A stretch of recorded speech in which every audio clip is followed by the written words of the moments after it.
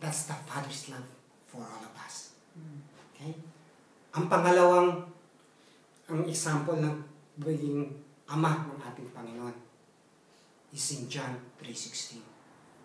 God sent His only begotten Son, right, here on earth, that whoever believe in Him shall not perish, but have an eternal life. Ang pagmamahal ng Ama sa atin, bakit natin nasabing Ama siya? Kasi pinadala nga niya yung anak niya si Panginoon Jesus. Hindi yun. Aside from that, inililigtas niya tayo sa panganib. Ano yung panganib na yun? Yung ating kaluluwa. Right? He doesn't want us to go to hell. He want us to go back home to Him. Amen? Yes. So mga kapatid, yan ang aking Ama. The way sa aking buhay dito sa Australia, nakita ko ang pagmamahal ng Panginoon. Oras na tumawag ako talaga sa Kanya, nandiyan palagi siya. Kahit anong mga solusyon ng problema na naharap ko, maaaring hindi agad ako sagutin, pero nandun siya. Tinutulungan to, ginagabayan niya ako all throughout. Amen? He will give me the wisdom, the knowledge, how to face my trials, my problems. Just having the faith and trust to Him as being my Father, my Lord, and my Savior. Amen? So mga kapatid, ang kinapang ko lang sa inyo, as you go out, as you day-to-day living in the future, starting from now, don't live a beaten life. Don't live a guilt masyadong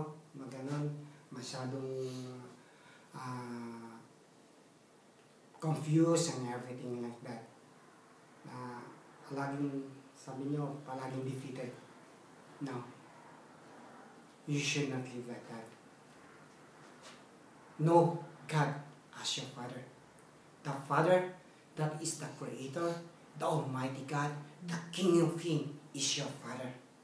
You should live from now on strong, confident, and victorious life in Him through Christ. He is in you.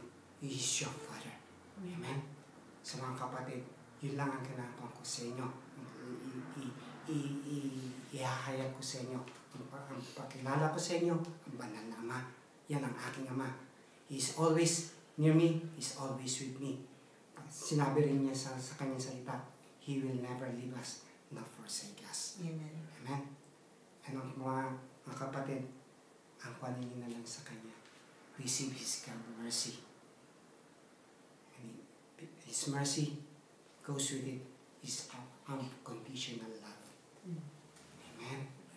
Ang kapatid, I pray to God right now that God will reveal to you that you will acknowledge Him as your Father.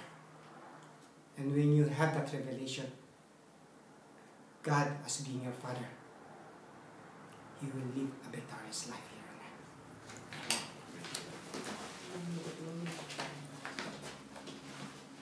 Amen. Amen.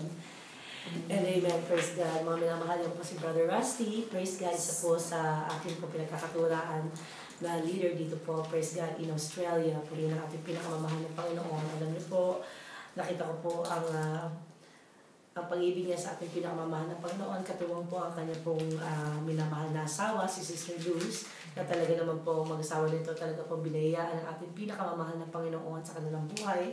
Praise God. At kung paano po nakatunghay ang pinakamamahal na Panginoon sa buhay nila, sa kanyang pamilya. Praise God. Hallelujah. Mga minamahal, sa mga tatay, Happy Father's Day po. At sa sinabi po ni Brother Rusty, ganun po ang pag-ibig ng isang ama.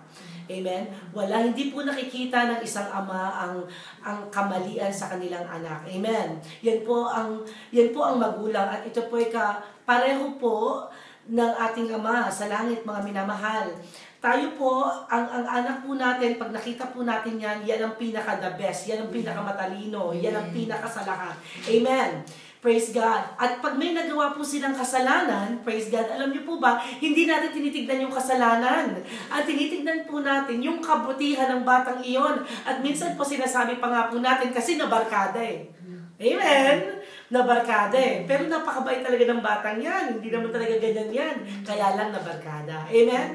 Ano po ang ibig sabihin ni Brother Rusty dito? Ang ibig po niyang sabihin, mga minamahal, tayo po ng mga magulang, hindi po natin tinitignan ang kasamaan ng isang bata. Ganun din po ang ating pinakamamahal na Panginoon. Amen?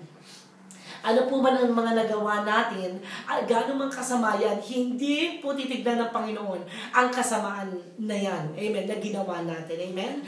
Bagkus, katulad po ng sinabi ni Brother Rusty, praise God, sa prodigal son, mga minamahal. Ito pong bata ito, mga minamahal, talaga nagrebelde na.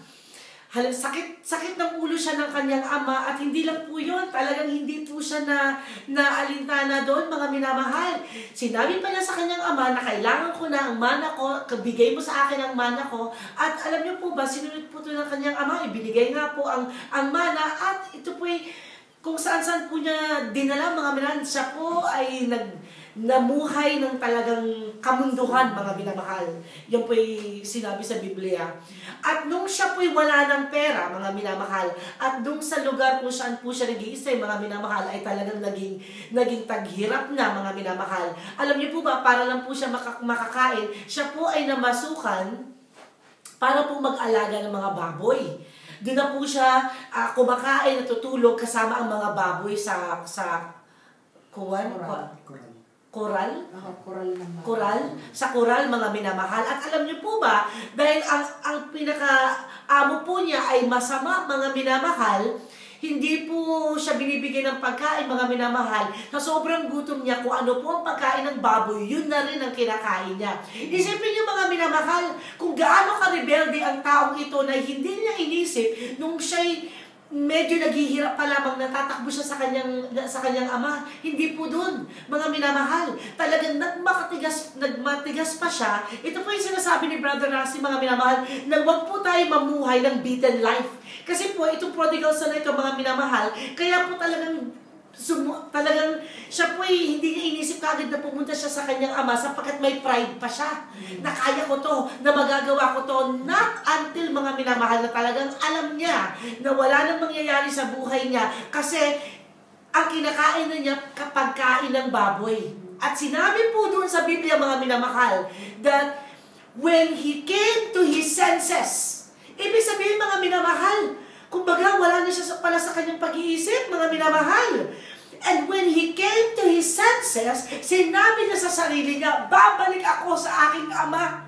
Kasi sa ama ko, ang mga trabahador ng ama ko, mas mabubuti pa na hindi katulad nito. At kahit na sa aking ama, pagbalik ko, ay maging trabahador na lang din ako. At hindi niya na ako ituring na anak, mas okay pa sa akin. Sapagkat hindi ginagawa ng aking ama sa mga trabahador niya ang nararanasan kong hirap ngayon. Ito na po ang pag-ibig ng ama, mga minamahal. Hindi po niya alam, hindi po alam ng anak, na ang ama pala niya, araw at gabi, hinihintay, tinatanaw ang pagbabalik ng kanyang anak, mga minamahal. At kaya naman po, nang malayo pa, ay nakita niya na ang kanyang anak. Alam niyo po ba, hindi po hinintay ng ama na lumapit ang kanyang anak. Tumakbo siya sapagkat alam niya, the moment na ang bata will step coming towards him, alam po niya, sa puso ng batang yun, nagsisisi na siya. Ganon din po ang pag-ibig ng ating ama sa ating mga minamahal. Kung kayo po ay pumunta ngayon at narinig niyo po ang salita ng ating pinakamamahal na Panginoon na ginamit sa kanyang anak, na si Brother Rusty, at alam niyo po sa puso ninyo na hindi niyo meron kayong something there na hindi niyo maipaliwanag, pero gusto niyo humingi ng tawad sa ating ama ngayon sapagkat alam niyo sa sarili ninyo na hindi kayo naging tama sa kanya. Lahat po tayo, mga minamahal, tayo po ay creation ng ating pinakamamahal na Panginoon. Siya po ang ating Ama. Siya po ang ating tunay na Ama. Kung gusto niyo po humingi ng tawad sa Kanya, ito na po ang oras na yon. Bumalik tayo sa Kanya. At kung may mga bagay po na nagawa tayo sa ating mga anak, na alam po natin nasaktan sila, o nakasakit po tayo, it could be physical, it could be verbal, mga minamahal, na nakapagsalita tayo ng masakit sa ating mga anak. Minsan, pwede po natin na sobrang galit po natin o stress natin sa buhay natin, nakakapagsalita tayo ng hindi tama, mga minamahal. Ito na po ang time.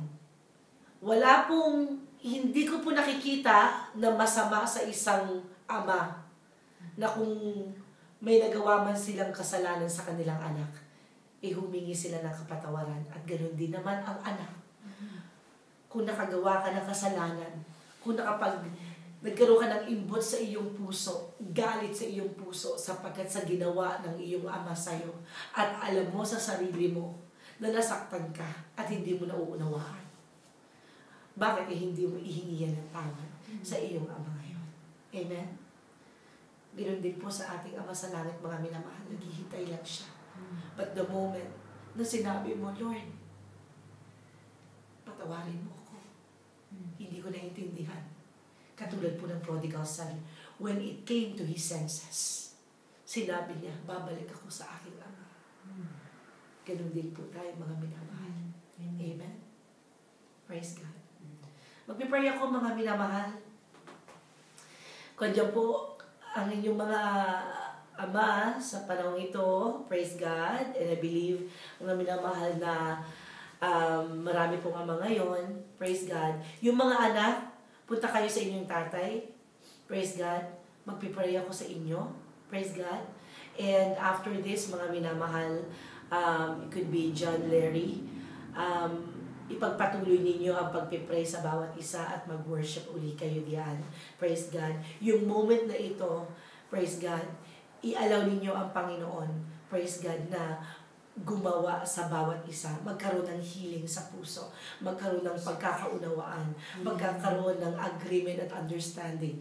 I believe that the love of God will flow, praise God, hallelujah, in that house, praise God, today, praise God. Father God, aming Ama sa langit, maraming salamat po. Maraming salamat po sa araw na ito. Hallelujah. Maraming salamat po sa inyo pong banal na salita. Panginoon, I pray for all the fathers in Bethel, for all the children in Bethel. Hallelujah. Lord, kung sila man po ay nakagawa ng anumang kasalanan, wala pong perpektong mahal na Panginoon. Patawarin niyo po sila. Patawarin niyo po kami. And Father, I also pray, Lord God, na magkaroon na po ng healing. Hallelujah. Sa bawat isa. Lord, I pray, ang bawat ama ngayon ay magkaroon ng kaliwanagan sa kanilang isip, sa kanilang puso. Hallelujah. Maging malambot ang kanilang mga puso sa kanilang mga anak. Hindi po doon nababase ang kabawasan ng pagkalalaki ng isang ama. Bagkus doon po makikita ang pagmamahal nila sa kanilang anak. At ang pagmamahal nila sa kanilang pamilya. At ang pagmamahal nila sa iyo. Kung gaano mo minahal ang iyong mga anak, mahal na Panginoon, sana po ay maunawaan ng bawat ama ngayon na nakikinig, na nandiyan, Lord God, sa Bethel, maunawaan nila ang iyong pagmamahal. Hallelujah. At Lord, sundin nila ang example o ang ehemplo na ibinigay mo para sila maging isang mabuting ama. Lord, maraming salamat po sa araw na ito. Maraming salamat po sa pagpapalang ito. And Father, I also pray, Lord God, sa mga anak. That Lord, I pray, Lord, na one day sila po'y magiging ama. Sila po'y magiging ina. And I also pray, Lord God, na sila'y magiging isang mga mabubuting tao, nilalang. Sila po'y mga magiging mabuting ama at ina, Lord God, in the future, Lord Jesus. Father God, maraming salamat po sa pagpapala ninyo. And mahal na Panginoon, patnubayan niyo po ang pamilya na lahat po nung dumadalo sa Bethel. Pagpalain niyo po lahat sila. Iligtas niyo po lahat sa pamilya, Lord God. Mahal niyo po ang inyo pong nilalang. Patnubayan niyo po ang bawat pamilya. Maraming salamat po. Maraming salamat po. Father, right now, I pray na magkaroon na po ng healing, kapatawaran sa ina, sa anak, sa ama, sa kanila, Lord God, sa pamilya. You design family, Lord Jesus. Ikaw ang nag-ehemplo nito. Maraming salamat po sa patnubay, sa paggabay, sa pagtuturo sa amin, Lord, sa pagbibigay ng bawat blessings, sa kalakasan. Maraming salamat po. Ingatan niyo po ang bawat isa. Sa pangalan ni Jesus. Amen. Praise God, mga minamahal. Maraming salamat po. Praise God. And I believe, Brother John Larry, praise God, ipagpatuloy niyo. Praise God, ang moment na ito. Mag-worship tayo sa mahal na Panginoon. And sana, hindi lang ito sa tatay, although this is a Father's Day, but, kung meron sa inyo na may galit or may hindi pagkaunawaan sa isa't isa, this is the time. Tanggalin niya na ang pride, kung sino man yan, pumunta kayo dun sa tao na yon. At kung hindi alam ng tao na yon, at kayo lang ang nakakaalam, isabihin niyo sa tao na yon kasi na-offend ka or something. Pero after that, pag nakahingi na kapatawaran, tama na yan. Huwag nang pag-usapan pa sapagkat tapos na yon. It's under the blood of the Lord Jesus Christ. Amen? Praise God. Magkaroon ng kapatawaran sa isa't isa. Praise God. Nang sa ganon, ang pag-ibig ng Diyos ang mamutawi. Praise God sa atin at sa buhay natin. Maraming salamat mga minamahal. Praise God. Hallelujah. Ito po ang inyong pastora, Pastora Jean. Happy Father's Day po. God bless you. But our Lord Jesus Christ loves you more po. God bless.